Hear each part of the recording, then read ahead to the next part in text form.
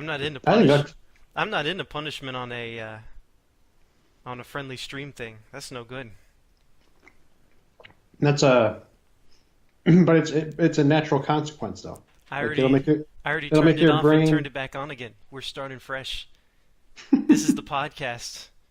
I'm your Right, host, Boneflower, and this is your host, AEOLI HERE. you, And we you you could lost have waited about until there wasn't peanut butter in my mouth. we lost about an hour of audio because my call recorder turned off my recording for advertising purposes. And so If you think it's about it, that, what great advertising, huh? it's unprincipled of me, but I might actually buy their product so it will stop turning off my recording. I might actually do that. So you're just gonna, I'm just gonna give you in. you can't do that. You're just gonna, I'm just gonna you're just incentivize encouraging them. people for cutting out your service unless you pay them. You know, like the cable or internet bills, Hmm. television. You know me, I And don't pay for internet. so Aeoli Para has peanut butter in his mouth. That's his It's an unprincipled snack. unprincipled snack. But it's okay because snacks are good for you. You know, you gotta keep your energy, momentum, focus, and peanut butter is energy. That's what Jesus said. Um, so peanut butter banana roll is an unprincipled snack, but as far as like when you're craving carbs or like if you're thinking about like buying a pizza, Yeah, it's you could do a lot worse than peanut butter and banana. yeah. Peanut butter and banana better than pizza, health-wise. Not as tasty, but you know it'll do the job. Yeah, and it'll still hit that spot that you need to with like the extreme number of calories in a very short amount of time. Mm-hmm. Which is always good. Yeah, which comes up a lot more if you're exercising, like, and you haven't, and you're too stupid to like modify your diet properly, and like plan for eating double the calories that you were eating. Peanut See, butter, like just have some peanut butter around for when you want to eat a pizza. see, I just become a human vacuum cleaner and hoover up whatever's in the fridge like I'm a teenager again. That always works for me if I need to eat because I'm exercising. Yeah, well, you have a girl in the house You though, just so you have other things in your fridge than beef and eggs. Oh, yeah, that's true. Well, I also, you know, back when I lived alone, I had other things in my fridge besides beef and eggs. I just, I have the ability to cook. Oh yeah, there's that too. I'm gonna toot my own horn here. Toot. I made a big, Well, I made two I can cook crock too. pots of roast. Oh damn, Two crock pots of roast. I cut up all the vegetables myself. I had a I can five cook. 5 pounds of carrots in there. I can cook as long as it's eggs or beef. Yeah. That's a very principled thing to do too. That's like, you know, you want me to cook? Okay, as long as it's eggs or beef, you can have anything you want.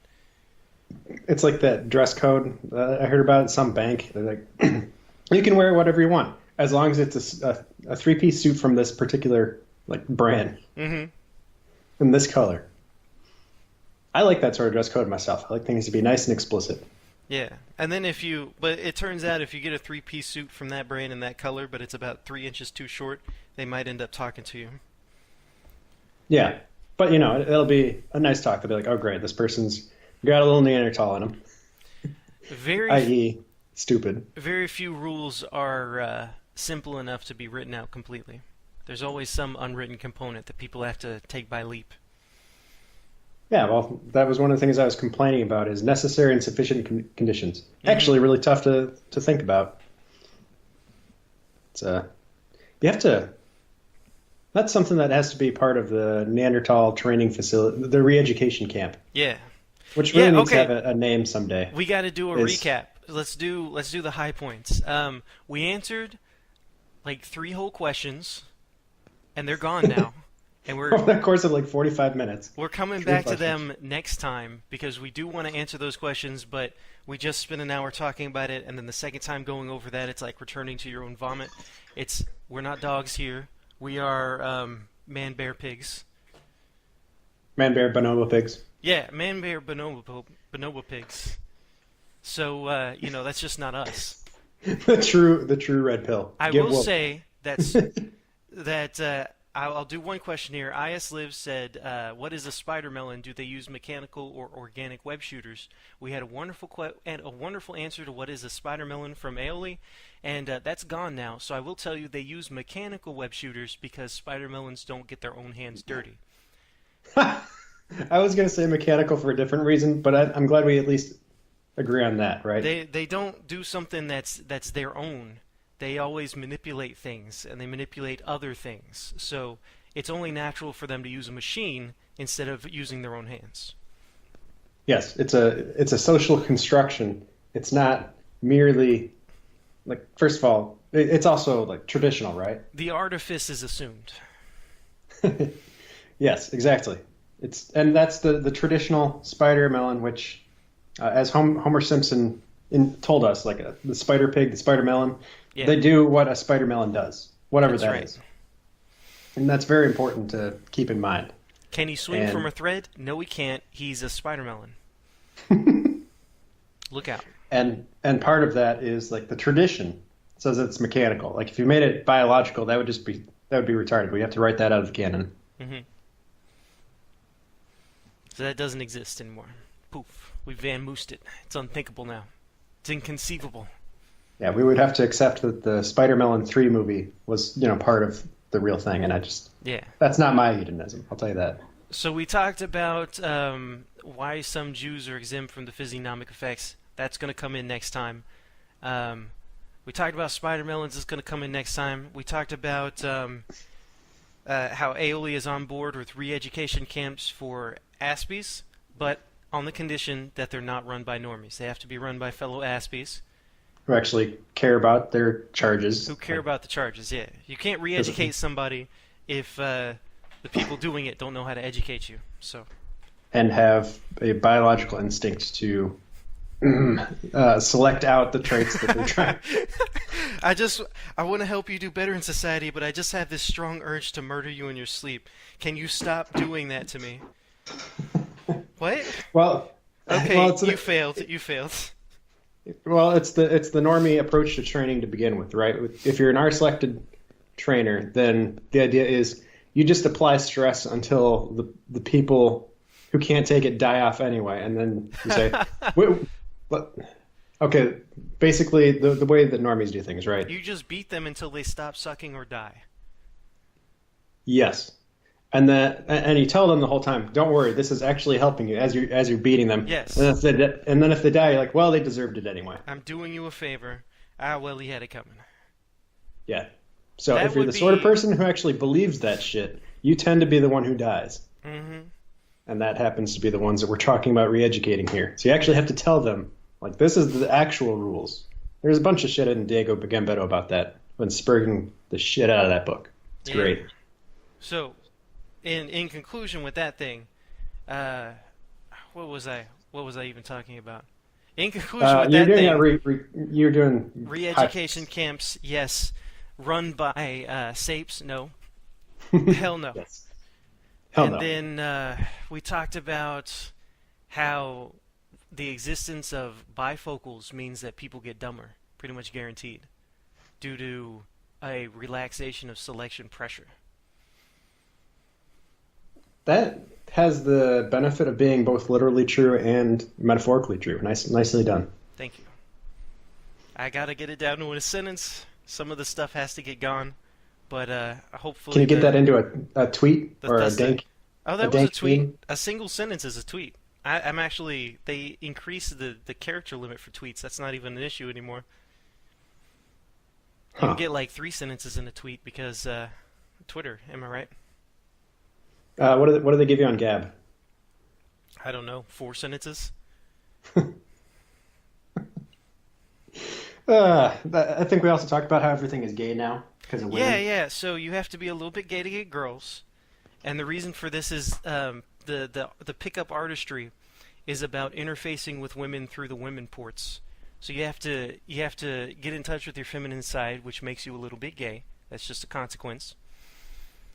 Because you have to wear cologne, which is gay. You have to care about your shoes, also gay. You have to run game on women, which is basically gossip and mind games and bitch shit, which is also gay. In And the you original do, formulation, you had to go to dance clubs. That's yeah, gay. yeah. So the in conclusion, you do a lot of gay shit for straight reasons, and you get laid.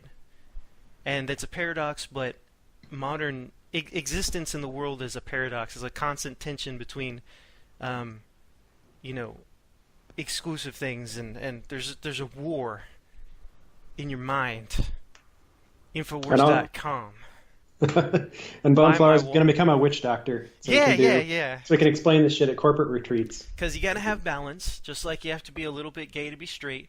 You have to, you have to be a little bit lazy to get ahead in the world. You have to have balance between the extremes of the world. It's Man, we like lost some walking a treasure. tightrope. We lost some treasure in that lost recordings. Yep. That's too bad. I was just thinking about the lizard blood. Nobody's going to know about the lizard blood now. Nobody's gonna know about the lizard blood. I don't even want to explain that one, but I'll shoot Lizard King an email with the pitch. Send him his bailet. Yeah, Yeah. like, just low price of Oh, all hold the, on. all We this. can't give Sorry. away all our secrets here. Okay, okay. Yeah, that'll just be the lost footage. It comes out on the We get the maybe the B-sides. NSA will release Yeah, it we should someday. write to the NSA and the CIA, being like, "I know you guys recorded this. Can you help a nigga out? It'll come Help, out in the deposition. help a brother out, man.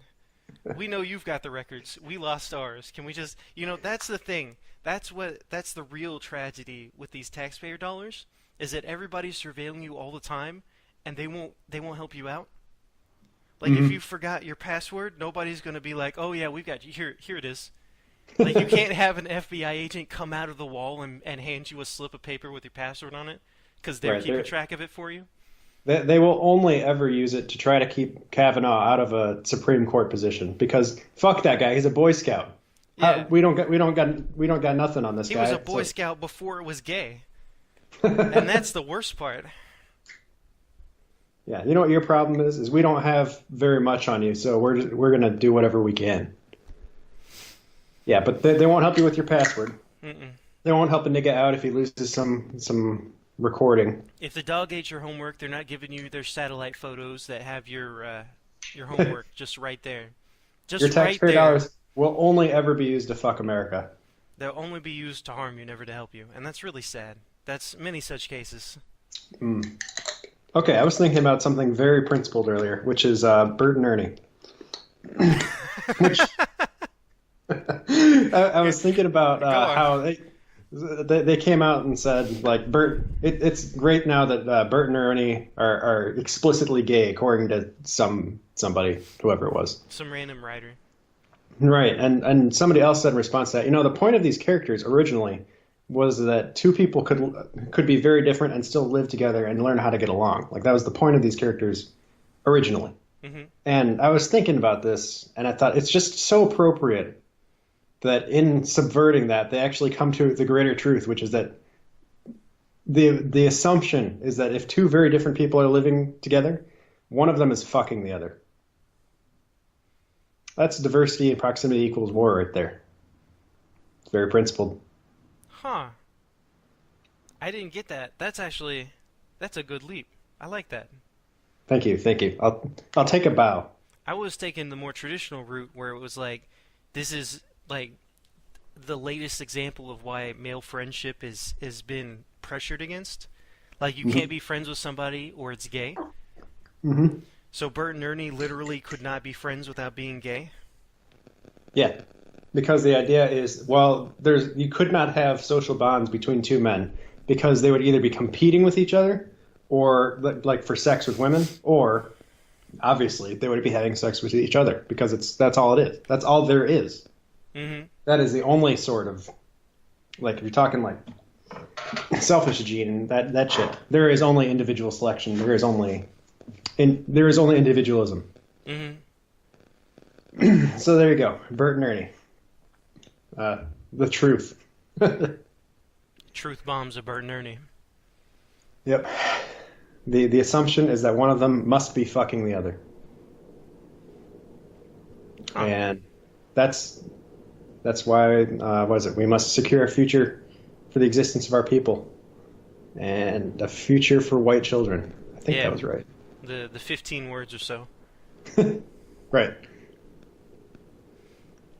I'm gonna end up doing that. I'm gonna end up doing that, man. I'm gonna be at a stupid rally or something, and I'm gonna be like, we gotta have people and their babies and shit.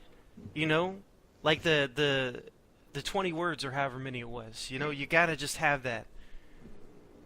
I That feeling when you have big brain nibber, but you can't even remember 14 words.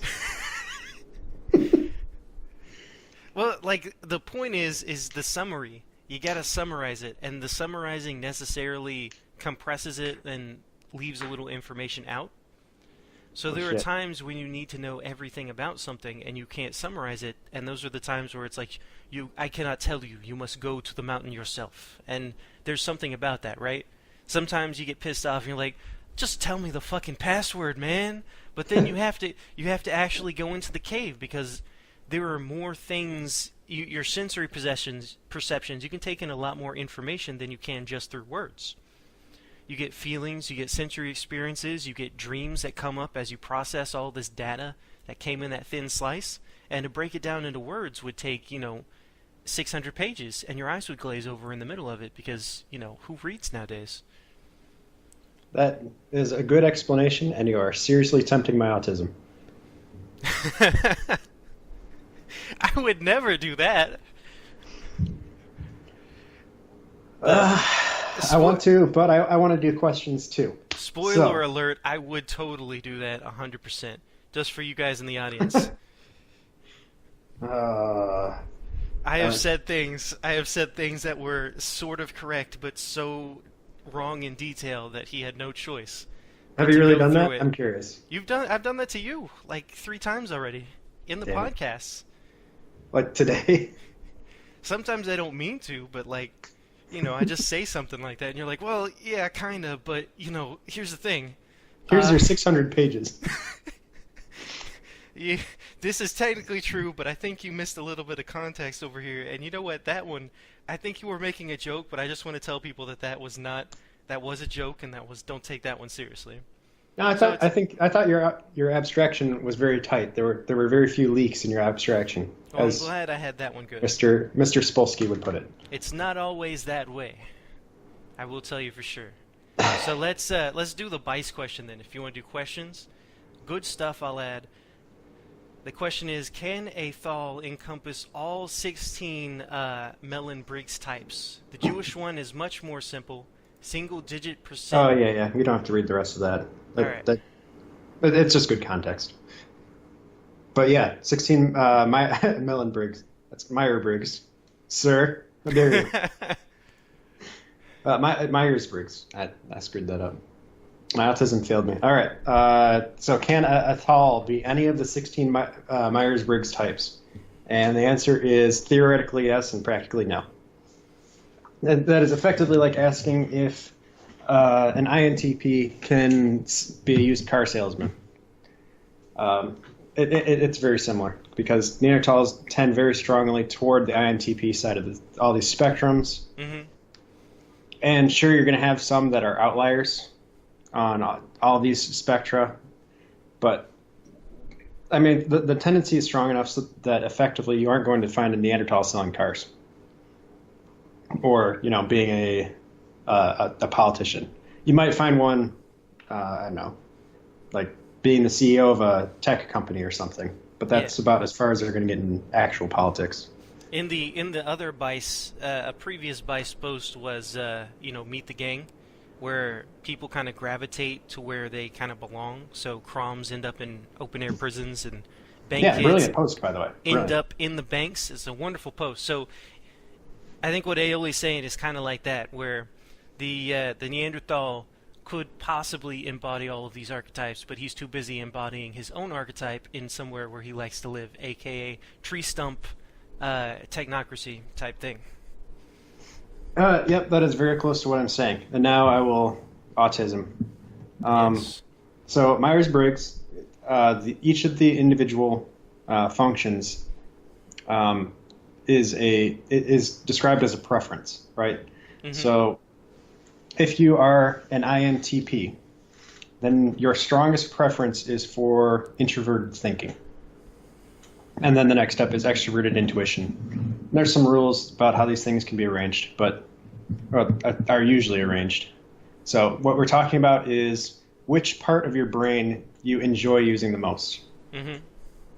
And this goes back to some of the theory of whether hedonism explains anything in particular, or if it's, or if we're just doing cold reading on a bell curve, right? So maybe there's just a lot of variation in the human race, and none of it requires these strange explanations. Like maybe all the cold readings are made up, and it's really just individual human variation.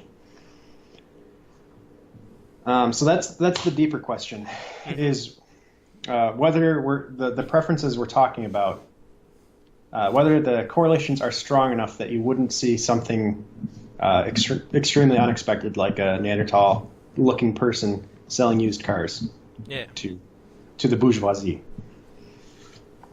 And is this the real life? Is this just fantasy? Ooh, very nice. The answer to that goes back to how I originally got into this, and something called a bimodal distribution. So we were talking about G before. I don't know if that got picked up. There's the idea that lots of things correlate together, and so let's just talk about intelligence, right? Yeah. If it were the case that G is robust in the upper end, right? It predicts adaptation and so forth. Did we talk about emotional intelligence in this one? I think that part is gone. Okay. All right. Shit, there's so much to cover there. Let me see if I can break it down. So, some people are saying, G is the thing that basically explains everything. So when you say this guy's good at riding a bike, this guy's good at doing math problems, this guy's good at reading comprehension, it's all just the same thing you're measuring. And then some people are saying, well, okay, you can have emotional intelligence, you can have musical intelligence, you can have multiple intelligences kind of thing. And so if this thing were true, you would expect one thing, and if that thing were true, you would expect a different result as far as predictions go. Is that about right? Yeah. So Gardner had his multiple intelligences, and the fact that he had a small point is generally used to say that general intelligence is not an important thing, or the main thing is they're trying to ignore that some people are better than others. Yeah. They're trying very strongly to ignore that because it goes against their ideology. So the fact that the people who talk about emotional intelligence have a point does not detract from the existence of G and also the superlative importance of it when predicting outcomes. Yeah. All right. So that said, the existence of Asperger's is a good indication that emotional intelligence is a real thing as a necessary but not sufficient condition for success, getting along with people, and so forth. Because you can see an Aspie with intelligence 2 standard deviations above the mean, but such extraordinarily bad emotional intelligence that they are adaptive at the level, and you can predict this usually, of somebody with an IQ of 100 or 85 even. There is just that much adaptation lost from whatever it is that Aspies lack. So you can be super smart, but so bad with people that you don't really do much better than a regular guy. Right. Now I'm going to I'm going to expand this analysis a little bit, because the reason I got into hedonism was I was trying to figure out what was wrong with me, and part of that was reading the bell curve. So the bell curve takes the original Terman, I think it's Stanley Terman position, which says that the stereotype about extremely smart people being nerdy and awkward is wrong. They tend to be, better on all traits as a simple matter of correlation. That's true for the most part.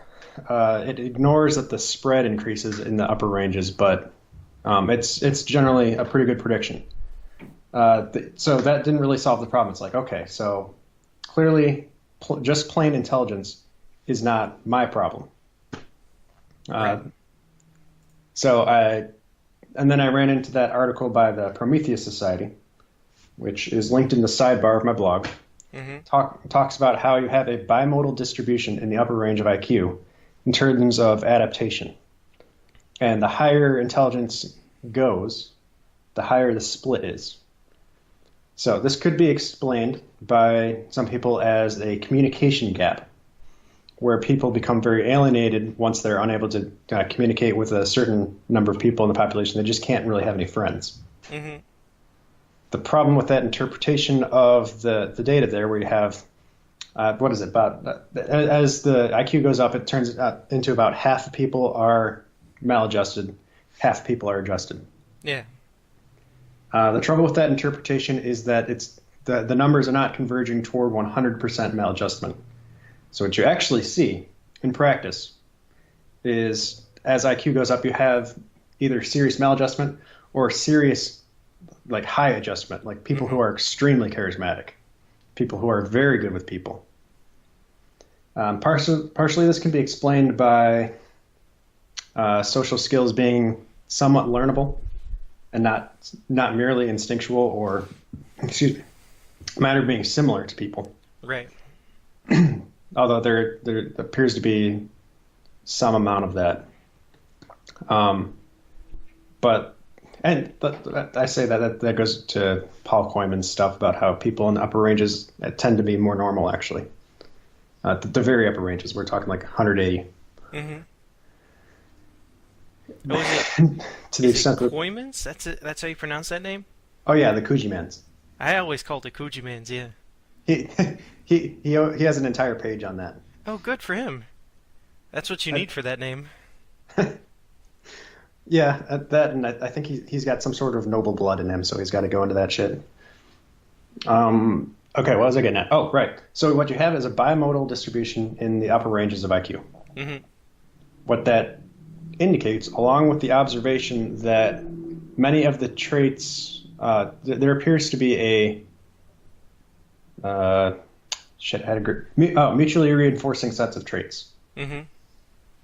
So if we were just talking about plain distribution within a human race where everything is more or less normally distributed, you would not see concentrations of mutually reinforcing traits collecting together. Or if you did, and you wanted to point to that as like recent, we'll say evolutionary development, for lack of a better term off the top of my head. If you're talking like recent adaptation within a race, you might use that as your explanatory factor rather than some sort of mystical, archaic phrenology stuff. Yeah. But we at least know there's that bimodal split, so you need some sort of explanation. So there's like the two general factors which appear in the upper ranges of intelligence. One which says like smart and adapted, and one which explains smart, not adapted. And at the same time, you start seeing the mutually reinforcing traits. Like it wouldn't make sense to be, let's say you're a hunter-gatherer in sub-Saharan Africa with an IQ of 180 and you're extremely extroverted. That doesn't make a lot of sense because that's a very expensive trait. So you wouldn't. So even though it is possible for that mix to come up, it can't be explained in normal evolutionary And natural selection terms. kind of deals. Right. It would be selected out because there's no use for it, and the extroversion and the extreme intelligence they don't reinforce one another. And anybody with an IQ of 180 can tell you, like it's more reinforcing to have that level of intelligence and also be introverted. Like they tend to enjoy their alone time for that reason, so that they can fulfill the needs of having that kind of IQ. You know, the obsessive reading and scholarship and thinking and so forth. You got to do a lot of reflection. Mm-hmm. That's just That is just part of it. So it makes more sense for an introverted person to have that sort of IQ. You can't do brain work at a rave. Yeah, excellent. So, okay, what was that? So you were trying to figure out what the hell is this? It's not just intelligence, and that got you into hedonism. Right. There are things other than the communication gap at work is what you learn from looking into extreme intelligence studies. There is a communication gap, and it does cause maladjustment, but it is not the only factor. There are other personality traits that combine to create that bimodal distribution, right? Right. After all, there are these people who do bridge that gap and do figure it out, and it appears to be not just a skills-based phenomenon. Sounds about right. I kind of lost my train of thought there, so I'll just leave it at that. And yeah. So that goes back to the 16 Myers-Briggs things. Is like, well, are we talking about clusters, or are we just talking about random distribution in the population? So is hedonism explaining a thing that is a cluster of traits that is a real thing in people, or are we grabbing like 5 different things each time and saying, oh, that's this guy, and just doing cold reading and palm reading and stuff? Yeah. So, for example, last time we talked about how everybody in the forum more or less had similar distributions of big 5 traits, tending toward. Since I have my computer in front of me, I'm gonna look at what these actually are. It was like extreme openness to experience, extreme disagreeableness. Yeah, and the one subtrait is called stability. I know for a fact that's your high openness, low neuroticism. So Neanderthals have that one. Mm-hmm. Oh, great! I got one of these bullshit articles. Sorry, talk for a minute, please. Okay. So that's let me see. What do I got to say here? Well, that's answering the question for Bice. Over here at the podcast thing, we will absolutely answer your questions, and we will answer the heck out of these questions. And due to the miracles of technology, we will not lose the second set of questions. This stuff is absolutely getting recorded. It's not even our final form. So let's see, we got, I was saying that the Mellons-Briggs is an IQ test because it tells you who believes in horoscopes. And, okay, I found my thing. Okay. Let's see if I got it right, too. Last time I said alpha was agreeableness, conscientiousness, and, oh, shit, I got it very wrong. So alpha is agreeableness, conscientiousness, and neuroticism versus stability. So alpha is also known as stability, and then there's plasticity, which is the beta. That is openness to experience, and what's the other one? That's got to be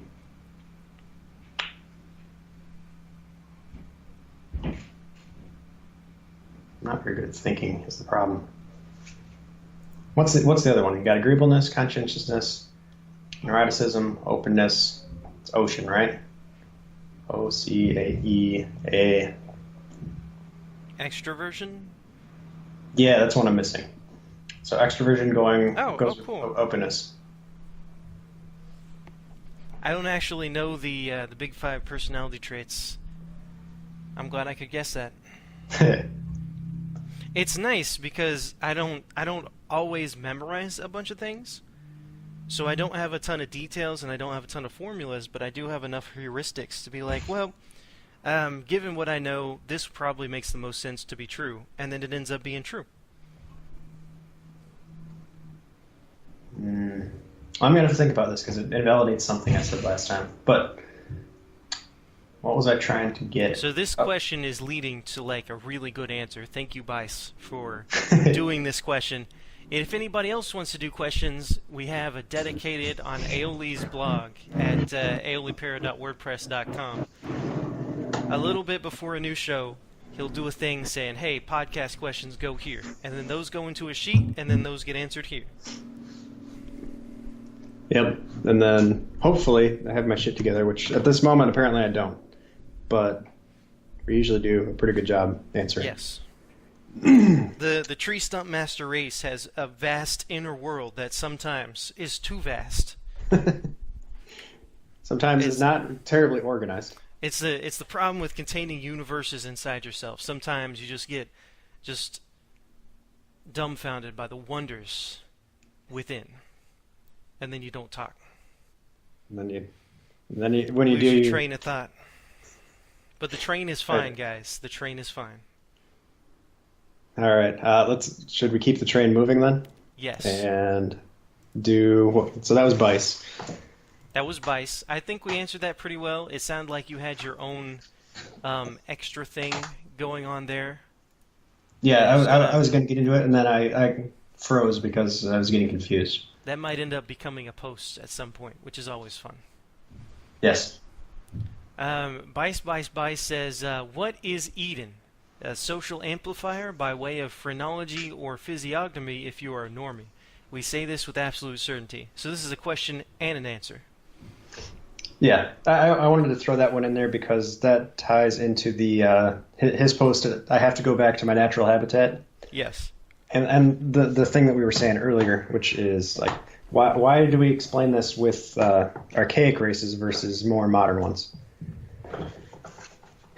And that is the answer that he has in. He included a picture from Vaught's Practical Character Reader, which is a face reading book from like 1900 or something. Yeah, I remember that. I think I stole that image too. Yeah, there is a good. So if you were just getting introduced to face reading as a general thing, I would say read that book and then read Koanic stuff. In fact, that should probably be part of the frequently asked questions or the resources list or whatever. That Practical Character Reader book and say, hey, this is Edenism, 0.5 or something. You can Google it and get a PDF, no problem. It's in archive.org and all those. So, and then there was that one site I posted on the Discord which has just the images from it. That's a great resource. Like you could not read the book and just look through those and have a pretty good idea. Is this the 1902 Vaught's Practical Character Reader? Yes. Okay, so I just Googled that. I might actually put this in a link somewhere. Yeah, if you want. See, there we go. Yeah, a lot of the stuff that we talk about is stuff that they were talking about in around about the year 1900, and then all thinking became illegal because of the Nazis. And so that's why people have to rediscover this sort of stuff. But we're expanding on Vaught and Carlton Kuhn. Yeah. So this is the double whammy of breaking new cutting edge science that is also undiscovered lost wisdom of the ancients. It is quadruple dank. Oh wow. If you want to, it's ancient Chinese wisdom and it is cutting-edge modern science at the same time. You can't get more... That is literally true. You can find a lot of Chinese face reading shit, even though it tends to be like a lot of Chinese stuff, we'll say overly generalized. You see this? I'm not even exaggerating. It's really nice when my crazy-ass stuff gets validated by a third party as I'm saying it. Normally it's the other way around when I'm joking with people. But that's what I'm saying. This is such powerful stuff. It's very powerful stuff here. It's very strong. It's very energy momentum focused. It's very we Illuminati now. Yeah. Except we can't get our shit together. But it's coming. It's coming. So it was fun because reading text, I was about 7 to 15 years ahead of the curve with Fat's Not Bad For You. And now normal people are kind of getting it, and it's really gratifying. Like if you like that feeling, if you like knowing the real cool stuff and you know where the future is once people catch up to your massive big brain, you could do worse than physiognomy and phrenology and shit. Yep. And an education into that would be read Vaught, and then you have to read Koanic stuff, but he has a scorched earth policy type of version control. Well, Vaught's Practical Character Reader will be linked in the description of this video when it comes up. So you'll be able to read it, you'll be able to see the pictures, you'll be able to get a head start on the lost wisdom of the ancients, just like Sephiroth when he went into the building and read all the books and then set it on fire and was a Superman. That's basically you now. Man, I want to spur God about that game sometime. That did you notice the spiral in the staircase? In the bookcase, he went down. He went in the downward spiral. Yeah, in the secret part of the mansion. It's all very woke. Got symbolism right there. Yeah. A lot of that stuff just ends up coming, like, that's why it works, is because it's just a deep shared archetype type thing. Yeah. Where you think, oh, how do I impart this emotion and this feeling? And you reach in and like, what would make me go, oh shit, whoa. It's like, well, what if he went down this huge staircase into the deep basement of things that people didn't want to think about, things that people had hidden away, and he found dangerous knowledge. And then you just do that physically. Yeah. Well, that's the idea behind Jungian archetypes to begin with, is that we have this shared symbolic language that we can access in its inarticulate form. Yeah, the Jugman had some good points. I like that. Jugman. Yeah, the Jugman. Jugs. That's, we'll call him Jugs. We'll call him Juggalo. We'll call him Juggy. The Juggalo, the original one. We've come full circle. But no time for that now. So physiognomy. An anonymous conservative has actually done a little bit of his, although I think a lot of his is wrong. It's still worth looking into and thinking about. Mm-hmm. And he was an early thing with the RK selection before it kind of morphed in. I think he did this a little bit too, but RK is now kind of like everyone I don't like is R-selected. Right. There used to be good communication with the concepts. There was a good boundary. But if too many people use a word, the word itself goes to shit. Doesn't mean anything. It's sad. It's like epic. Man. Yeah, every word eventually means good or bad. Yeah. C.S. Lewis had a bit about that, so we don't have to repeat it. It's a very good bit. He talks about how noble used to mean something. Now it just means good. But we already had words that mean good. Yeah. So it was a terrible waste. But what do you do? It's like fighting against the tide. Yeah. It's funny how that works in medicine that happens too, where retarded used to be a clinical diagnosis. Yeah. It meant that you were lower, like you had a developmental milestone thing and you were farther behind than you should be. Your development was retarded. And then it's like, you're retarded, you motherfucker. And then, because it's a goalpost thing, it's a reference point, right? It's a concrete example of the idea. And people think in concretions, they don't think you're dumb. You say you're retarded because it's a medical term. It brings it down. Or you call the other person narcissistic or crazy and schizophrenic. Mm-hmm. I actually found a couple of great websites that I want to post about. It shows like the patterns in insults that the political parties use to insult each other. Mm-hmm. And it lines up really nicely with my theory of right versus left as idealism versus pragmatism. Because leftists will tend to call right-wingers nutcases and religious fanatics versus, people who are more attached to their internal ideals than the external reality, versus Republicans call leftists hypocrites and idiots. Mm-hmm. Well, both sides call each other idiots, but like the actual pattern you see in the terms, right, is like, it's like you're gonna save everybody by bankrupting the nation and putting everybody on the street. Good job, man. You really did it. They're like, well, at least I'm doing something, unlike you fucking Nazi.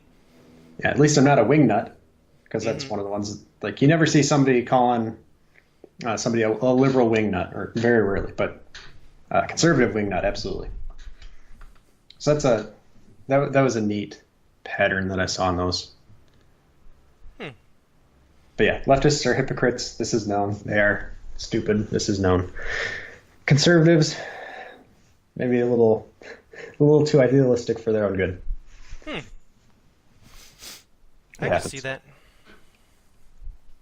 So, anywho, what the hell were we talking about? Oh, what is Eden? Eden is the theory that the differences that we see have something to do with what I call origin myths. So that would be people trying to get back to their natural habitat, as Weiss would say. Mm-hmm. Or more explicitly, people trying to recreate the environment which originally selected for them because that's where they are more adaptive than their competition. So that would be like a Sapes trying to turn the rest of the world into Africa because they do fine in Africa. Africa's just great. Yeah. Well, I mean, It works for them. They try to escape it, but then they try to recreate it where they are because that's more adaptive for them than their competition. Which, say, if they went to Asia, it's like the Asians would not do well in like an African style society, so that they wouldn't reproduce at the same rates as the Sapiens do. So they would die out, and now Sapiens is winners.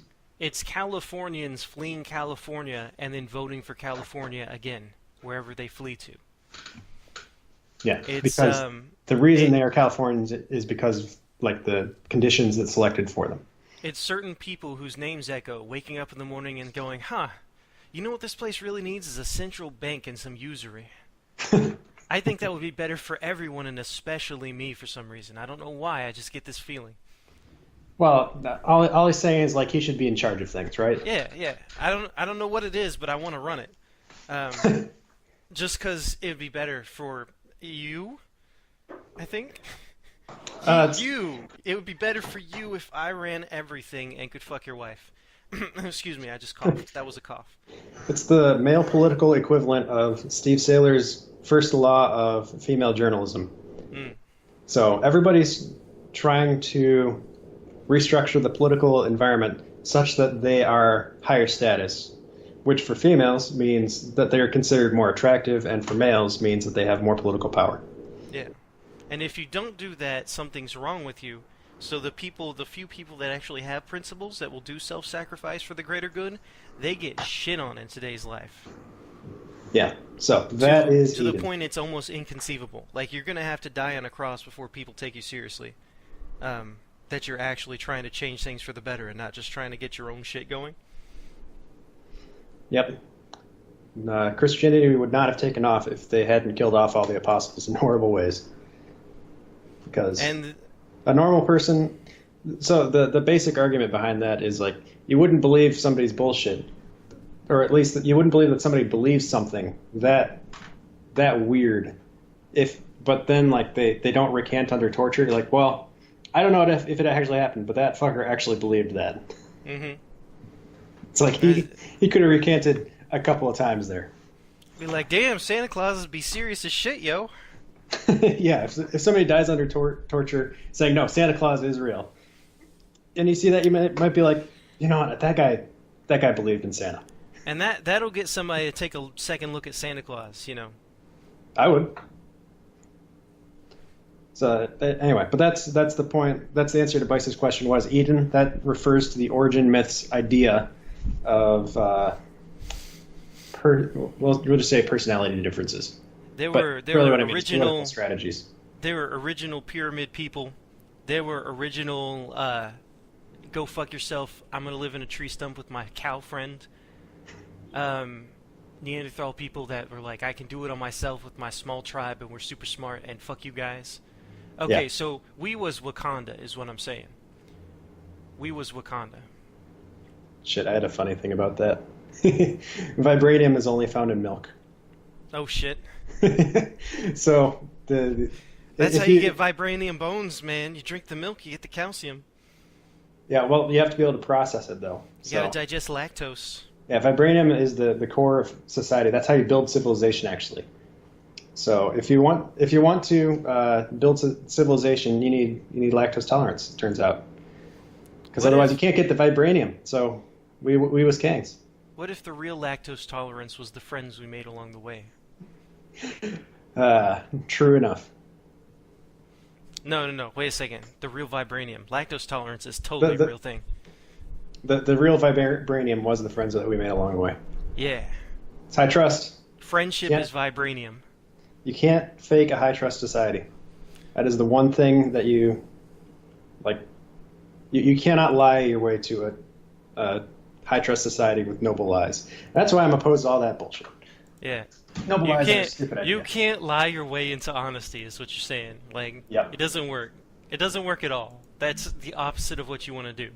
It's like, man, I hate the society of lies. We need a society where nobody lies to each other. Let me lie to them. Well, That's my first step. how about That's we how we'll convince do it. everybody? We convince everybody that everybody was always honest, and then they'll just identify with that. Yeah. Okay. Yeah, I don't know about that one. There's an interesting relationship that Aspies have with deception. Did you read that Temple Grandin chapter by any chance? It's kind of long, but Where I'm like curious. they got the rule that was honesty is always the best policy, so they autistically devoted themselves to that rule in the face of negative. Like they didn't understand that it was different. But then her parents kind of socialized her and said, "Hey, man, honesty is usually good, but in certain cases there are exceptions to this rule. You need to throw an exception, and you need to do different things at that point." Yeah, and particularly interesting. There are a couple of anecdotes which illustrate sort of the emotional underpinnings of this stuff. So on the one hand, they talk about the focus group they did with the Aspie kids, like when they separated them out from the neurotypical kids, and Yeah. they asked both groups about like lying. The neurotypical kids had like these complex philosophies about like, well, this is what you tell parents, this is what you tell teachers, this is what you tell your friends, and like they talked about, oh yeah, I'd lie in this situation, this one. I'd lie to my friends, but it would be funny, or Yeah. I'd lie to them and then it would just be okay. Like they were all about it, honestly. And then they talked to the autistic kids, and they got very upset by the very idea. But There ought to be a law. But anecdote number 2 is that Aspies and autistic people have a category for lying to their parents. And they have no issue with that whatsoever. Well, I won't say issue, but they have to learn in pragmatic terms why not to do that, which is to say spankings, right? Mhm. You lied to me. You did take that cookie. I see the crumbs on your face. Whap! It's like, all right, I guess I won't lie anymore. So what I take from that is that the autistic approach to lying is a strategy, not an inherent moral superiority. It's the strategy of a socially unsophisticated person. Following the rules. Following the rules because in the case of being a 100% honest person, there is actually a great, we'll say, economic benefit to that. People, if you can be trusted to give the 100% honest answer, or at least, or if not, like keep your mouth shut and be upset about it. So if people know that you won't lie to them, there is some value to that. Yeah. With other people, they might ask you, "Hey, can you tell me if I look fat in this?" And it's okay. It's okay. I won't hit you if you say the wrong thing. And like, yeah, you do look fat in that. There's some value in that. Mm-hmm. So it makes sense that if you're bad at lying because you're socially unsophisticated, and you're also and like you would only have a very small amount of times that you could. Mm-hmm. You might just as well write that part off. You write that off and you pick up the benefit of going for the 100% honesty thing. That's what I think the absolute devotion thing comes from. I got another story for this, I think. So, I read an article somewhere about this guy in boot camp. They were talking about, like, shit that the newbies do, the new recruits or whatever. Mm-hmm. The sergeants yell at you, they break you down so they can program you to be a killing man. And so one thing they do is they always get you in trouble for something. Like, even if you follow all the rules, they'll probably fuck you up anyway. Mm-hmm. But so a strategy that some people do, like one thing was, all right, you motherfucker, you're going to stand there until the end of time. Now you don't fucking move. And Until so the guy, I tell you. Yeah, and so the guy is sitting there, and he's like peed himself, and it's 3 a.m. And the guy is like, what are you still doing here, you fucker? You're late for class. You told me not to move until you said something, and you didn't say something, so I did not move. So the idea is, if you just follow the rules completely, there's nothing they can ding you for, right? yeah, If you complain about how bullshit it is, they'll definitely get you. But if you just follow the rules and you do exactly what they say to the letter with autistic precision, it's like a magic thing that stops the. It's a ward. Yeah, I posted this story, so now what you're talking about. Okay. Some drill sergeant somewhere told Grunt to like stand at attention on top of the building. Then some like general comes by or something. It's like, what are you doing up there? You get the fuck off that building. And he doesn't move. And then they bring out some more people, and he's like getting into some real trouble. And then the drill sergeant comes over, sees what's happening, and he tells him, and he gives him like some proper command, like drill command. Like I can't remember what it was, but he's at attention. So the only command that you can get to act like that's proper to move after that is like fall out. That's what it is. It's like he had to tell him to fall out, because otherwise, like anything else would be breaking the rules of drill, where you're marching lines and stuff. So he thought the whole time, well, this is a test. I'm going to follow the rules no matter what, because they're trying to catch me on this. Yeah. But really, he's just being autistic, because he probably was not actually autistic, but he was under such stress that he had been driven to an autistic type of thinking. Yeah, that's the problem with the high pressure environments, is that you end up getting dumber because you can't. There's no win conditions, so you end up just trying to do stupid things. Yeah, that's. I want to spur out on that too. That goes back to the Diego Gambetto stuff and some of their initiation rituals, which has to do with doing the exact opposite of what people tell you to do in order to get into the club, which it has something to do with the stress response, and it obviously selects out autistic people, which could be good or bad depending on what you're trying to select for. In this case, it was prison gangs. Yeah, so that would be good. Don't want autistic dudes in your prison gangs, I suppose. Or in your Illuminati. Or in your Illuminati, yeah. All right. Shall we hit the next question? Are you satisfied? I'm happy. We'll do the next question. I'm happy with that one, and then after this question, I think I'm done with questions for a little while. Okay. I'll do one more because there's one from William Alson, and we haven't gotten any of his questions, so we'll do that one. Okay. So Bice's question is, I wonder if these people are aware that... Oh, wait a second. We did that on the last... Yeah. These all have YouTube signatures. Never mind. We did William Alson's question. That's fine then. Okay. I wonder if these people are aware that you can lay the pieces of their own puzzle and actually get the picture as it was churned out and designed by them. I know they wanted hot links banned, or rather under a fee, along with the memes, but all memes are just rip-offs of their behavior, even if most are a caricature of stereotypical behavior, but unironically.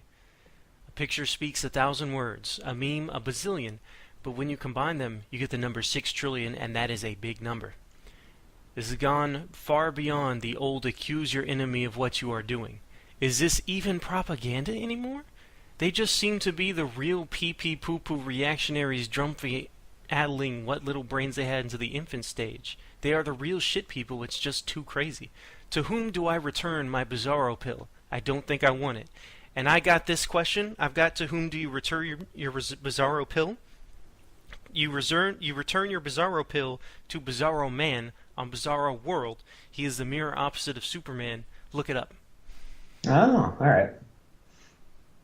If you don't want your Bizarro pill in the upside down world, you gotta give it back to the guy. Unfortunately, we don't have spaceships that can go to Mars yet, so Bizarro World might be a little bit far away. You might be stuck.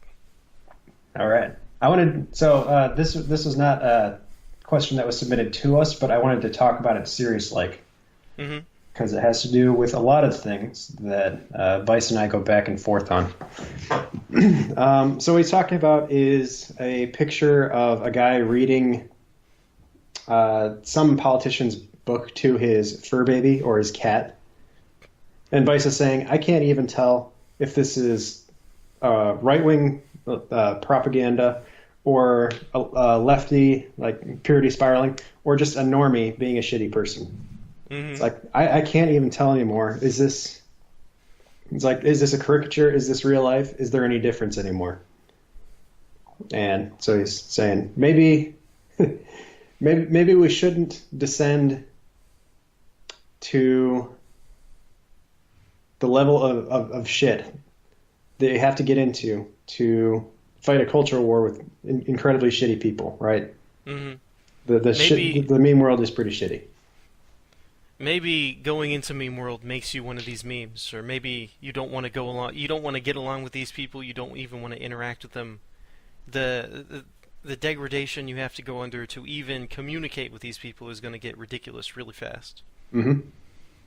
Yeah, it's like that one post I put out saying there's going to be an industry eventually in the future if this believe women stuff keeps up, where people are using that to either enhance their own place in a bureaucracy by taking out the people above them with rape charges, like just ginned up by an outside contractor, or taking out politicians that they don't like and they want to like get a Republican in there or something.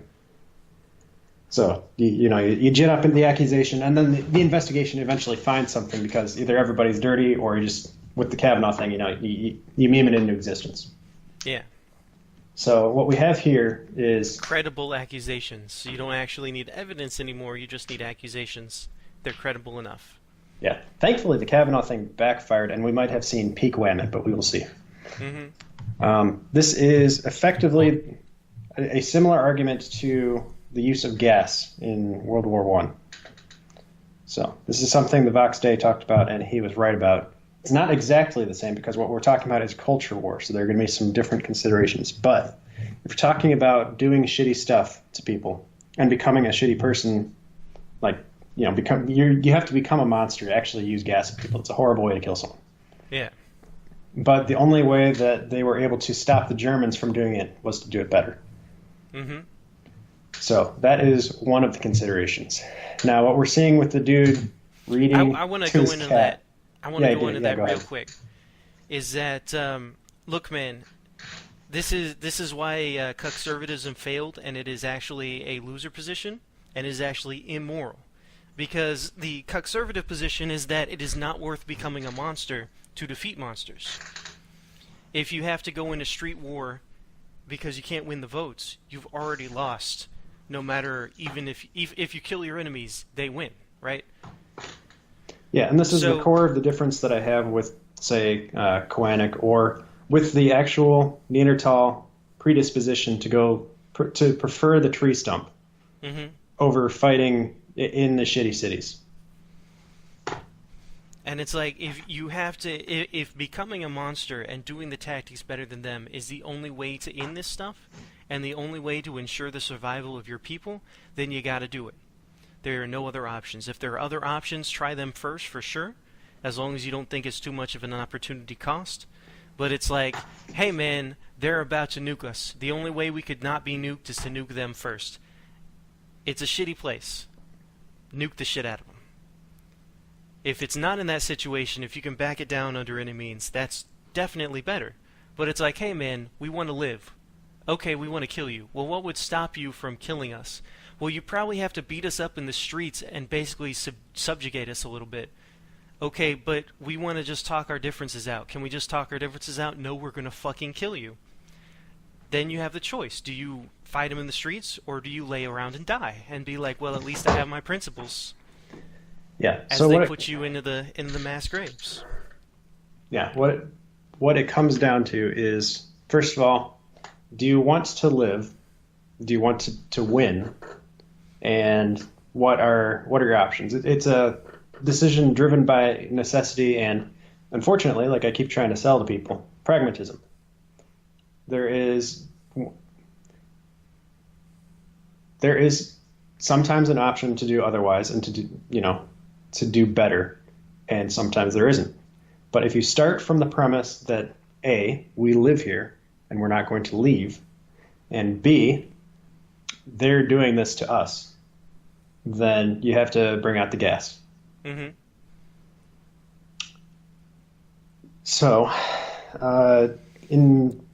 And then, okay, so the other side of this is, can you actually win? Because if it's something like South Africa, where they fought a couple wars and they lost, and like the original Boers got exterminated, and now the South Africans who moved in are in the process of getting exterminated, Yes, they're exactly. not going to be able to defend that shit. They need to get the fuck out of Dodge. Yeah, and that's why I There keep is. telling wingers to get out of South Africa. There is actually a time to run. That's Hmm. another disagreement that I have, for instance, with Koenig is it time to run? Is there any chance that America will have a viable white nation in the future? Hmm. And that's a difference of opinion. It might even just be a false hope on my part. But the It's point a, of that it's is a, it is it'd a be pragmatic difference. decision when to run. It'd be a difference of fact if you were cyborganized, man. Let me tell you. That's a good point. But yeah, there's that old thing from the 300 when they say Spartans never run, Spartans never surrender. It's Hmm. like, okay, I get the attitude, but that is not an actually good strategy for fighting a war. Sometimes the general needs to call for a retreat, but the soldiers don't call for a retreat. That's desertion. That's Even cowardice and running. But when even the General general calls Lee it, surrendered. yeah. The So greatest general in the world, General Lee, who we all love, even he surrendered to the North when it was clear that they weren't winning. so So there is a time to be like, okay, that's not working.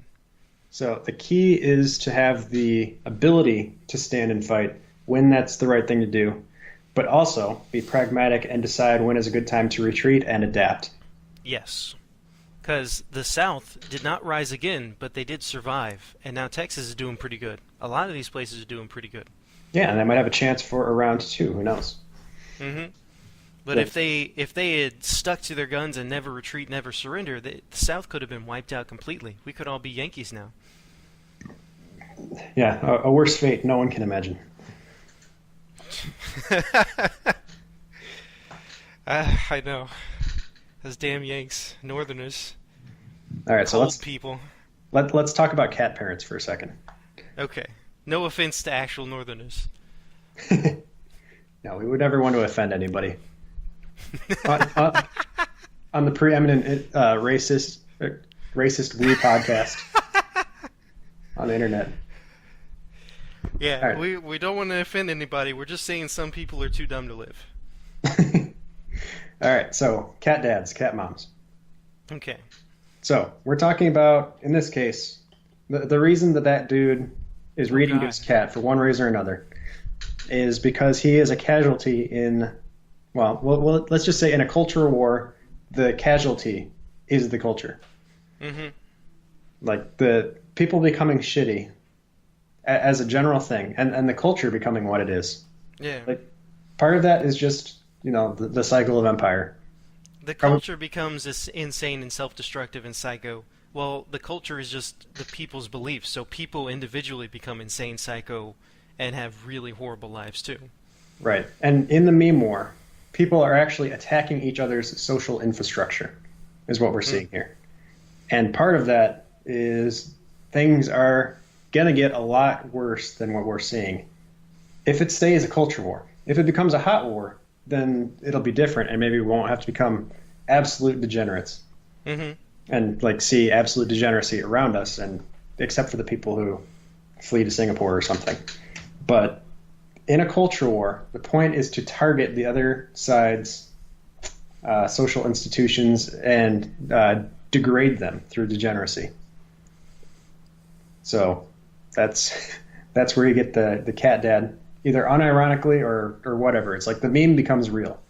That's the problem with it, and that's why it sucks. That's why it's so faggy to fight a war this way. But nobody asked me. It's just that's what it is. So we're trying to shit up CNN, and they're trying to shit up church. Yeah. And we both have varying degrees of success with worse results for everybody. Yeah. If you had asked me, and if you still ask me, but if you had asked me 10 years ago, I would have told you we need to fight a hot war and get it done with, so we won't have to go through this 20 years of misery and actually have a decent nation come out on the other side of it. But that's not how people are, because people aren't reasonable. They will wait until the frog is boiled. So Yeah, a plan that would work, except for people can't do it, is not a good plan. yeah, exactly. Oh, I've got a thing for this actually. I think it's a Steve Saylor thing he was talking about. But in Russia, they're having trouble finding soldiers because it used to be, it takes 300 bullets to kill a man. If you go into war, you'll probably make it back, right? Makes sense. And now conflict is getting a lot more lethal and a lot more guaranteed lethal. And it's hard to find people, and life is actually not too bad right now. Like, life is not worth going and dying in a desert for, or going through the hell of war to come out the other side. Like, they're just having problems motivating people, and the world is a little too gay to, like, the old Soviets were like, yeah, man, if you run away, we'll shoot you in the back. But now, people don't do that anymore. It's a different time. Yeah. So Part what of it they're is doing also the increased dark triad traits in the general population. So they're finding people that are already doing low-level conflict, like soccer hooligans and street fighters and biker gangs, and recruiting them into the army because they are already psycho-violent people, and using them to fight proxy wars in other countries. Hang on, are you saying that in Russia there are enough crazy gangsters that they could make an army out of them? I'm saying that's racist. That's what I remember from a half-remembered article here. I'm just saying it's racist to think that a Russian could be a gangster. Okay. Okay. I this is off topic, but we went to an Italian restaurant the other day, and the first time we went to this Italian restaurant, we were all dressed in like really casual clothes, t-shirts and whatever, and we go in, and they have tablecloths and wine glasses, and every table is already set up, and this guy comes in, he's like, hello, yes, we're in the tourist season, so it's reservation only, we're just very busy. Go to Valentino's down the street, he won't have my problem. It's like, alright, Tony. We go out, and I was like, oh man, Tony wanted to get us over to Cece's. He took one look at us, and he's like, you want Cece's over there, that's more your speed. So we go to Valentino's, and it's like $35 for a bisque. Holy smokes. A bowl of tomato soup's $35 or something. We came back and it was a little bit more reasonable, but I think their prices were pretty bad. But we were like, oh man, we really did want to go to Cece's. Yeah, so I was like, I don't care if you guys work with the mob. We're gonna come back one of these days. We're gonna be like, hey, what's up, Tony? Remember me? Bobbity boopy. I'm eating your ravioli. Give me some spaghetti. Bobbity boopy. Don't worry. What is it? That was Family Guy, right? Don't worry, Lois. That's all these people understand. Yeah. So the people there were like, oh, that's so racist. You think his name's Tony because he's in an Italian restaurant? And when I actually looked it up on their Facebook or whatever, and his name was Vincent. Oh. Which is even more, Mm-hmm. That's the name of the guy from Pokemon who was the leader of Team Rocket. Or no, it was Giovanni or something. Never mind. But still, it was it's Jesse, isn't it? Or no, you're talking about the entire organization. Talking about the leader, yeah. I think it's Giovanni. Never mind. But like that was a very Italian name, man. Who would have figured? You think an Italian is gonna have an Italian name? That's so racist. And it was great. We were sitting there. They were pounding out the veal in the back or something with a meat tenderizer. And I'm like, man, somebody didn't pay their protection money. They're getting a lot of use out of that meat tenderizer on this guy's kneecaps. Somebody was like, what is that noise? And it's like, it's just somebody banging his head against the wall, I'm like, no, it's somebody didn't pay. Don't listen, it's definitely that. Don't poke your nose in there, Don't. You'll wake up in the bottom of the lake. Oh, concrete shoes. I gotta hit the bathroom quick. Okay. Just watch out when you get back there. You never know who's listening to this kind of stuff. All right. I assume you don't want to do any editing, so it's up to you. Make sure your Apple Watch is recording so that in case you get killed like those other journalists, oh man, we can at least declare war with somebody and get something out of it. Get some military contracts. I don't have much to say about that except there's something funky going on. I didn't look into it, but I bet you could find. You can kill any number of poor children and brown people, but if you kill a journalist, we got to go to war with that country. If you kill a Huffington Post reporter, man, fuck those guys. I don't know. I've seen some. Damn it! I will be back. Yeah, you got to go pee. You can't be thinking about this right now. I'll keep it on here.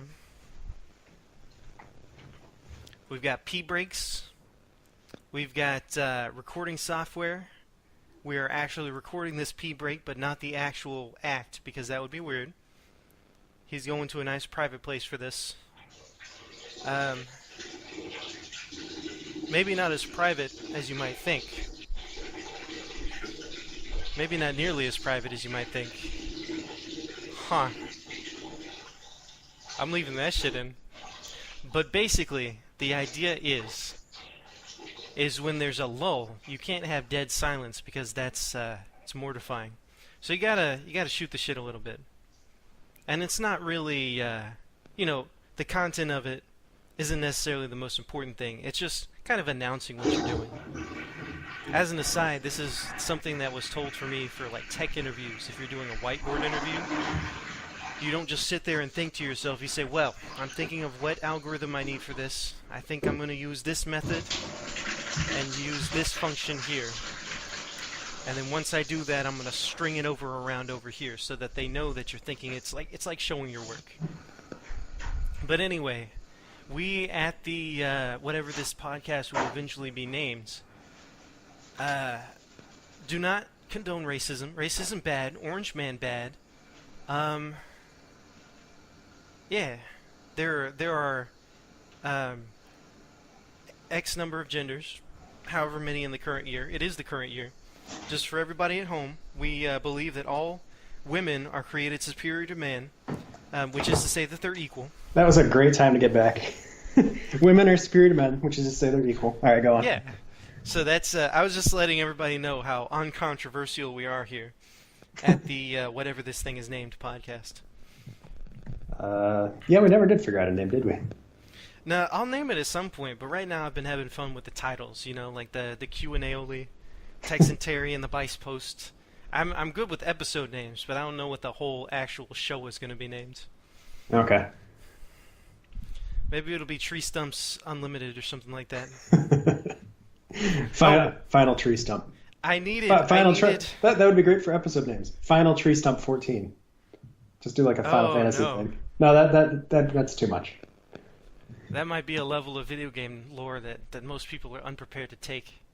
It might blow their fucking minds. All right, I got one for you. You were talking about how Aspies had the line kind of explained to them. Mm-hmm. So Aspies are the original NPCs. They're the true NPCs. All right, how do you figure? Because they're the ones that are actually getting programmed with the rules that they autistically follow. Oh. There's a strong argument to be made in favor of that, but it's trouble. Not good rhetoric. Nobody wants nobody wants this meme to have legs. I'm just saying, if you're waking, it's spooky time. It's Spooktober. If you wake up in the middle of the night and you're like, shit, that's what I want you to think. It goes back to the articulate and inarticulate knowledge. Mm-hmm. So, how do you even start? All right, should I spurg out on it, or do we want to talk about something else? Let's do another thing. I want that to just sit with people. It's right next to the sound of your pee going into the toilet, and it's just like the perfect combination. Yeah, but we need to do something about the instinctive self-deprecation around here. It's like a Chinese water torture of the mind. Is it not enough for me to point out that maybe being like 100, being the most honest segment of the human population might not be like because we're genetically morally superior? It might just be like a biological thing. It might just be a systemic niche that we're filling. Yeah, that's Maybe a good way we're to put that. capable of lies to begin with. Yeah, when we're kids. I mean, you could argue that makes you like. All right. So this is where the trouble gets to. I've been thinking about this for a while. Everybody tries to argue that the thing that they're currently doing is actually the moral thing that people should be doing. Mm-hmm. And I'll give you a story about that. A long time ago, when I still read game blogs before I didn't need them as much anymore, I read this one guy talking about how he goes on Craigslist for loose pussy, and he's like, yeah, I've got a Corvette, Craigslist, and you say? yeah, he's like, I had a Corvette and I had a shitty car, but I made them drive here because I'm an alpha man. And yeah, maybe these people were chubby, maybe they were fat, maybe they had some, acne or something, maybe they were, not the best catch, but let's say they were fives, but they're not gonna try and get you to have their baby, so that's like, +2 right there. And then what they are, so it's honest. So that's like another +1. It's the libertarian thing, right? It's like nobody needed to set up a honey trap for that guy that did distributed defense. They just had to wait for him to be a libertarian for a minute. It was this guy like back rationalization, being like, okay, look, I am an alpha because I fuck tens, but let me show you why that's true. Because if you fuck a 10 and you marry her, and then she divorces you, that's like negative 10,000 right there. So you lose actually. Okay, But so see, he was also a MGTOW then. I'm over here, fucking random people that message me on Craigslist and that I just like shit on, and yeah, it's not the best fuck, but it's an honest fuck, and they're not gonna try and steal. The most they've done is steal $20 out of my wallet, so win. So And this that is really feeling the best way of doing it. Craigslist hookers are principled. So you could watch him in real time, realize that he's doing a shitty thing, but also convince himself, like he's convincing himself that this is actually a cool alpha male thing to do. Mm-hmm. And the one of the things about this is that if you were actually doing this thing the way you said you were, you would not have to convince yourself of it in public. Like if you're being nice to someone, you don't have to explain to everyone that you're being nice to them, You don't have to convince yourself that this was actually for their benefit. Yeah, there's a lot of truth in that. So, and I'm not even saying this is a wrong thing. This is actually like it's everybody's responsibility to advocate for themselves, because if we've learned anything from society, nobody else is going to do it for long, if at all. You have especially a in an individualist society like ours, where you can't expect your boomer parent to either raise you or leave you an inheritance or what have you. Yeah. So it's like cash up front is actually a moral principle out here. You don't need to feel guilty about it. You actually need to you're irresponsible if you're not doing it. But on the other hand, everybody feels guilty about being like, we live in a shithole. And it's because we're all shitty people. Yeah. It's like we're all shitty people halfway fucking each other over just to survive. And that makes me feel bad about myself. So and actually, if you don't fuck somebody over every now and then to remind people that you can, then they're gonna think you're weak and gang up on you, and that's all of a sudden now your moral principle says that you have to beat some innocent person up for no reason every now and then. Yeah. That'd be your prison scenario, right? It's like, yeah, if you don't victimize people, they'll think you're weak. So to deal with this cognitive dissonance, you have to do this giant rationalization to say this is actually the way life should be lived. This is the moral way to live. And you got to do what you got to do. I don't really prefer that. I'd rather just complain about it, I guess. Make fun of it. I'm not quite fuck this gay earth, but I'm like, this earth is gay as shit, man. That's basically where I'm at right now. Oh, I'm 100% fuck this gay earth, but then it comes back around through the Christianity thing too. Well, if I have to be here anyway, you might as well do it right. At least as well as reasonably possible, and you're gonna fuck up because it's complicated. Holy shit, is it complicated down here? Yeah. But it turns out there is a lot of good stuff you can do in the world, and there's a lot of good to be had here. Oh, and I want to say something really quick about that. The complicated thing. If somebody tells you that life is simple and obvious, they are selling you a line. They are fucking you. That's got to go in the Asperger's, Neanderthal, re-education, tree stump community rule set. Is if somebody is trying to tell you that things are simple, like all of life is simple, and you can just follow this one simple trick scientists hate this guy, Mm-hmm. then everything will be simple. They're asking you to abnegate your own judgment in favor of theirs. So I don't want to say that they're selling you a form of slavery. They're But asking it's a permission to microcosm. fuck you in the ass. It is a microcosm of enslavement. Is what they're doing there. Mm-hmm. You are giving up your own control over the situation to give it to this guy to be like, it'll be so easy. Just put the little cancer bud in your brain so I can mind control you. Right. You don't have to make situational judgments. You can just follow this one simple rule that I'm telling you, which is always be compassionate. Right. Always connect with everyone that you ever meet and invite them into your country. Just the principle of non-aggression that's all you need. You know what? Veganism, you just don't hurt animals, and everything else kind of falls into line. Or you could even say the golden rule. Like the golden rule doesn't apply very well to the immigration situation, does it? Mm-mm.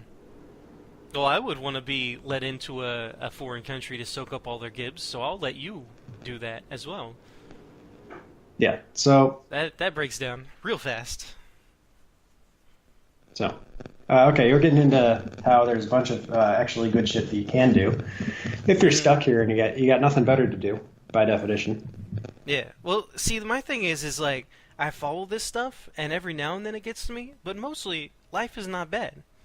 Like if life is not bad for you personally, it's a lot easier to make it through life. Yeah. I think that's just kind of a given there. So, given that knowledge, make life easy for you personally. Like make your own life better. You could deal with the broader culture thing. You put your own pressure on it. It's a big ol' it's a Dragon Ball Z energy ball where you're pushing on it and they're pushing on it and you're like yeah and they're like hurrah, and then one of you is gonna get kabooms. Throw your energy to the guy. Give Goku the energy for your spirit bomb, and you've done your part. You don't have to throw yourself in front of the guy's beam and kill yourself and everything. Just like put some energy into it. Do something that has like a measurable positive impact. You know, read a shitlord book. Like there are in grade school, you can read to kids that are not doing great. You can read books to them because reading to people makes them like reading. So you can read children's books to these kids if you just volunteer. And everybody wants you to volunteer because they don't have enough people to do it because people are lazy. Do that. Read a couple of secretly shitlord books to a kid. Teach them how to throw a punch, maybe. Like, give them a high five or whatever. Give positive male contact to a boy going through the shitty-ass school. Give him a copy of Starting Strength and a link to Heartiste. Yes, so give them, do a little bit like that. Then you feel good. Make sure your own life is good, and life doesn't seem so unwinnable anymore. Like, and if you multiply that by 100,000, suddenly you have a lot of kids reading Heartiste, and that echoes throughout society. This is getting a little Petersonian of me, but the small changes do matter. And really, that's the only way anything gets done is by having small changes like the most powerful force in the world is compound interest. So start giving yourself something that snowballs on itself. Plant a tree. Yeah. There are a couple of paradoxes here, but the most important thing I want to point out is spirit bomb. That might be the best metaphor for fascism I think I've ever encountered. Mm-hmm.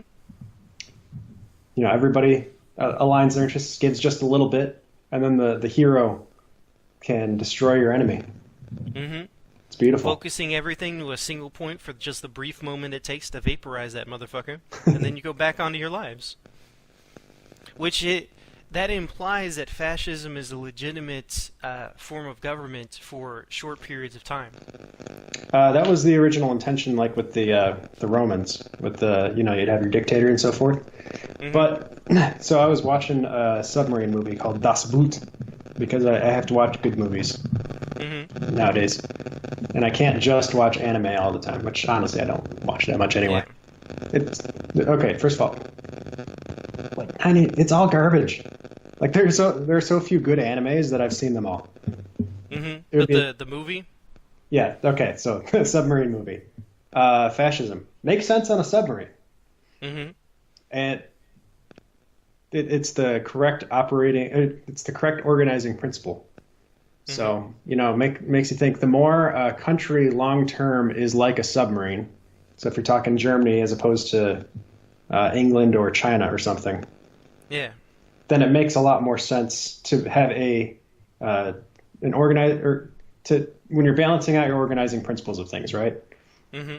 So Mike Enoch makes a good point here when he says, like, I don't want our economy to be entirely capitalist or entirely socialist because the ideal state of neither one is ever actually realized, right? It's stupid to even argue about the abstract forms, which people will never do. Like you were saying, like a plan doesn't make sense if people don't do it.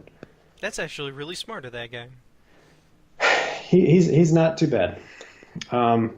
So yeah, he's the point here is when you're weighing out the amount that you use these principles and like you're defining the scope of the like where the problems that you use each principle to solve. It's like, okay, we're going to apply capitalism in this domain. We're going to apply regulations in this domain. And I guess what I'm saying is some societies, you have a little more fascism because it makes sense. Mm-hmm. And I'm not saying that I always have to backtrack on shit like that because, okay, people get really religious with that kind of shit, right? The civic religion thing, I think that is a bane. But that's also because I purity spiral on the Christian side of things. Frankly, I'm not giving that up. Mm-hmm. But so some societies need a little more of this, some societies need a little more of that. And it doesn't mean you should go full bore on the craziest perfect society form that you're reaching to. Yeah, which is exactly what people do, so maybe I need to watch where I'm going with that line of reasoning. But yeah, go on. You're tuning the knobs to get it on the right frequency. You gotta tune in to the right frequency. Too much over on this side and you're off the band. Too much on the other side, you're off the band. You got to have a balance. Now got to balance yourself as a society. If you do not balance yourself, you fall down into the pits. You fall down into the cavern of chaos. Bad things happen to you. You must have balance. Okay. I guess what I'm arguing for in the end is just like the use of judgment. Yeah. More of the good stuff and less of the shit. I think everybody can get behind that. It would be nice if people had aligned interests so that you could do problem solving without running into the part where somebody stops because all of a sudden you're talking about like them giving up a little bit and the other person winning a little bit, and then you start getting into the irreconcilable interests, but you're always fighting like 5 levels above that, right? Because nobody wants to deconstruct things down to where the actual irreconcilable conflict is, because then you'd be giving the game away. So somebody's always starts the fight first when they start to sense that they're getting too close to their sacred cow, which is a little bit different from the other person's. Oh, this is why I keep saying things are complicated. It takes a lot of. You need two people. If there's ever going to be two people working together, they need to be able to see like a common interest in the long term, or at least enough that like they don't have to purity spiral on their thing. Yep. Somebody was saying, I don't remember where this thing came from. I think it was like Jim's blog's comments or whatever. Somebody was talking about it used to be. No, I think you did that. Yeah, I think you did that. I think I know what you're talking about. Yeah, you're talking about the guy that could be like, well, I'll do it, but I don't like it. Yeah. Because you used to have people that it's like they were under you, that you do what you're told, and that was the right place to be. Right. This was a person being silent under protest. And I was talking about the seventh bring seal. That back. That was a good post. That could probably be brought back, and you just have to develop it like it's a new concept. What would you name that if you were talking about that? I would talk about well, with kids today, it's got to come from Harry Potter or something. Or trustless Pokemon. crypto society. We're going to use the block. We're going to put we're going to put hierarchy on the blockchain. we're gonna say metaphorical blockchain-based human relations or something like that, and it'd be a brand new social technology. Use lessons from the blockchain. It's not a blockchain, but it takes lessons from the most cutting-edge blockchain technology, because sometimes you just need consensus, right? And then you got to build that, and then once the decision has been made, then all of the nodes. It's like databases. Once you have consensus on your database, and all the databases go to that one, and you just got to do it. Oh, because otherwise that was the pretty whole thing esoteric. fractures. That was a pretty esoteric reference right there. I'm gonna have to do it differently, so I'm gonna have to do like Dumbledore's Army or some shit. I'm sure. That's But or like Pokemon. Yeah, Dumbledore's Army didn't ask for candy allowances or something. They had to beat Voldemort, and sometimes it takes a little bit of following a strong leader to defeat evil fascists. Sometimes to defeat the evil fascists, man, you got to unite around a strong leader and just do what they say, even if you don't agree with it. I'm starting to understand why Patrick keeps telling me I need to watch movies and stop watching anime. I'm finally getting it. I'm seeing from the other side all of a sudden. How do you figure? What do you mean? Well, because when I say, okay, I said like with kids today, you'd have to use Harry Potter or some shit to get through them, or Fortnite. And then as you start actually doing it, I'm like, oh, geez, this is gay. This is horrible. This is the worst. Actually, using Harry Potter is not what I wanted. I didn't want this at all. I know I said we had to do this, but can we stop? Please. Can I form my own community out on the island of Malta with just the other smart people, and we can just by your own logic that we just talked about, you've got to do the gay Harry Potter shit now. I'm gonna go black pill for a minute, and I'll be fine. I'll come out the other side, but I'm not happy.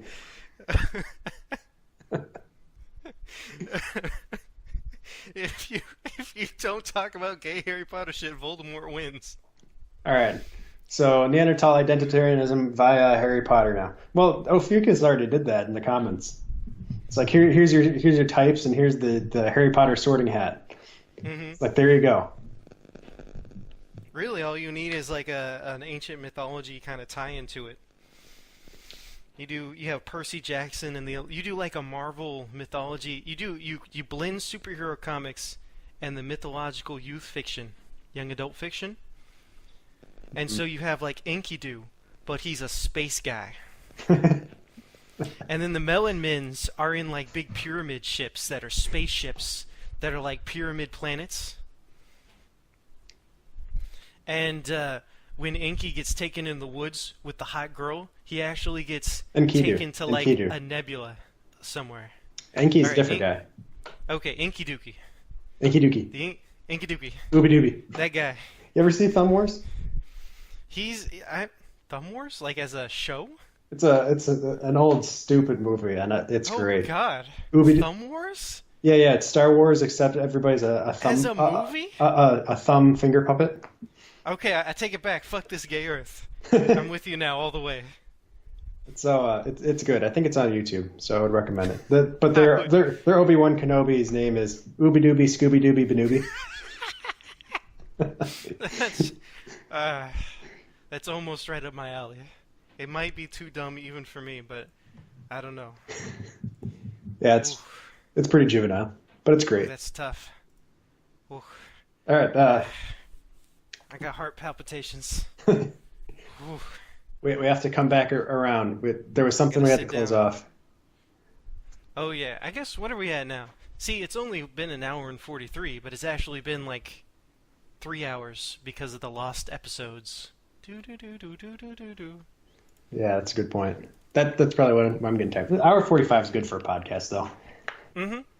And we ended on a good note. Everything's terrible. Thumb Wars is just a symptom of our decadent society. Dang it, Thumb Wars. I dare say that Thumb Wars represents the peak of our society. It was made a long time ago. It was like 90s. Don't you do this to me, man. I can't. I could dish it out, but I can't take it. Well, it's like... Oh, no. Okay, fine. No, it's okay. You can go for It was it. I'm just definitely joking with you. in the glove cycle. It's part of the age of intellect. So Oh you're god, on oh god. Oh no. you're on the down cycle, but this is when the real choice, Worst. intellectual accomplishments, and artistic. Thumb Wars the movie is the age of intellect. It's the peak of our artistic form. I, Oh god. I should do an analysis of it. Life is suffering. I understand that now. The world isn't a good place. It's dark and spoopy. You should become a Buddhist now. I don't suffer enough to be a Buddhist.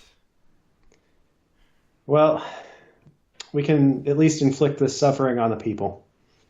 Like, what is the Buddhism thing? It's like life is suffering because desire causes suffering, so you gotta free yourself from the desire. And it's like, but what if I want to get laid?